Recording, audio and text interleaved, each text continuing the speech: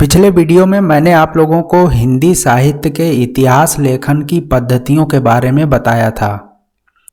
आज हम लोग हिंदी साहित्य के इतिहास दर्शन को पढ़ेंगे। इस पूरे लेक्चर को हम 3 बिंदुओं में कवर करेंगे। सबसे पहले दर्शन को जानेंगे, फिर इतिहास दर्शन से संबंधित विभिन्न विद्वानों के विचारों को पढ़ेंगे और अंत में मैं आप लोगों को बताऊंगा कि हिंदी साहित्य के इतिहास दर्शन में किन किन तत्वों को समाहित किया गया है। तो आइए शुरू करते हैं।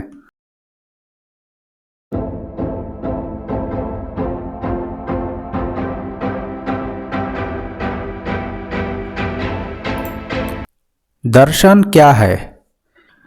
दर्शन का अर्थ होता है दृष्टिकोण या फिर देखने का नजरिया। जब हम इतिहास दर्शन की बात करते हैं तब इससे स्पष्ट होता है कि इतिहासकार की दृष्टि में इतिहास का निर्माण किन तत्वों से हुआ है। साहित्य इतिहास में इसके 2 रूप हैं, भारतीय दृष्टिकोण और पाश्चात्य दृष्टिकोण। भारतीय दृष्टिकोण आदर्शमूलक और अध्यात्मवादी है, जबकि पाश्चात्य दृष्टिकोण में विकासवादी गुण देखने को मिलते हैं। आइए अब देखते हैं कि विभिन्न विद्वानों ने इतिहास के बारे में क्या क्या कहा है। इटालियन विद्वान विको के अनुसार इतिहास का संबंध न केवल अतीत से होता है न वर्तमान से। इतिहास का निर्माता स्वयं मनुष्य है और मनुष्य चाहे जिस युग का हो, उसकी मूलभूत प्रवृत्तियां एक सी रहती हैं। इतिहासकार को अतिरंजना एवं अतिशयोक्ति से बचना चाहिए। वस्तुतः इतिहासकार अतीत को वर्तमान से जोड़ने का प्रयास करता है। कॉलिंगवुड के अनुसार इतिहास दर्शन का संबंध ना तो अपने आप में अतीत से होता है, ना ही अतीत के बारे में इतिहासकार के विचारों से, बल्कि उसका संबंध इन दोनों के पारस्परिक संबंध से होता है। हीगल के अनुसार इतिहास केवल घटनाओं का अन्वेषण एवं संकलन मात्र नहीं है, अपितु उसके भीतर कार्य कारण श्रृंखला विद्यमान है। फ्रेंच विद्वान तेन के अनुसार साहित्य की विभिन्न प्रवृत्तियों के मूल में मुख्यतः 3 प्रकार के तत्व सक्रिय रहते हैं, जाति, वातावरण और क्षण विशेष। कार्लाइल के अनुसार किसी राष्ट्र के काव्य का इतिहास वहाँ के धर्म, राजनीति और विज्ञान के इतिहास का सार होता है।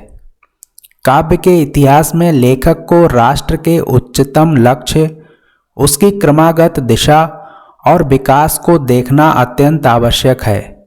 इससे राष्ट्र का निर्माण होता है। आचार्य रामचंद्र शुक्ल के अनुसार जबकि प्रत्येक देश का साहित्य वहाँ की जनता की चित्तवृत्ति का संचित प्रतिबिंब है, तब यह निश्चित है कि जनता की चित्तवृत्ति के परिवर्तन के साथ साथ साहित्य के स्वरूप में भी परिवर्तन होता चला जाता है। आदि से अंत तक इन्हीं चित्तवृत्तियों की परंपरा को परखते हुए साहित्य परंपरा के साथ उनका सामंजस्य दिखाना ही साहित्य का इतिहास कहलाता है। डॉक्टर गणपति चंद्र गुप्त के अनुसार साहित्य के क्षेत्र में सृजन शक्ति, साहित्यकार की नैसर्गिक प्रतिभा, सांस्कृतिक परंपराओं, युगीन चेतना और क्रिया प्रतिक्रिया से प्रेरित होकर गतिशीलता प्राप्त करती है। आइए अब देखते हैं कि हिंदी साहित्य के इतिहास दर्शन में किन किन तथ्यों का समावेश किया गया है। सबसे पहला है साहित्यकार की प्रतिभा और व्यक्तित्व का अध्ययन। दूसरा है युगीन चेतना का अध्ययन। तीसरा है साहित्यिक एवं सांस्कृतिक परंपराओं का अध्ययन। चौथा है साहित्यकार की नैसर्गिक प्रतिभा एवं परंपरा का द्वंद्व एवं स्रोत का अध्ययन।